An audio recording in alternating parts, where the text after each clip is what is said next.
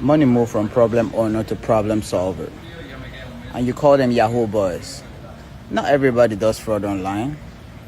As a matter of fact, the fraudsters don't even make a lot of money as compared to those who sell products. Nigerians run the industry. Nigerians run everything worldwide. Nigerians run the software industry. Nigerians run a lot. You know, Calendly is owned by a Nigerian. So many other big softwares are owned by Nigerians. And how do you think these guys made it so big? By email subscribers. And if you have email subscribers, how do you reach out to them without an email marketing system?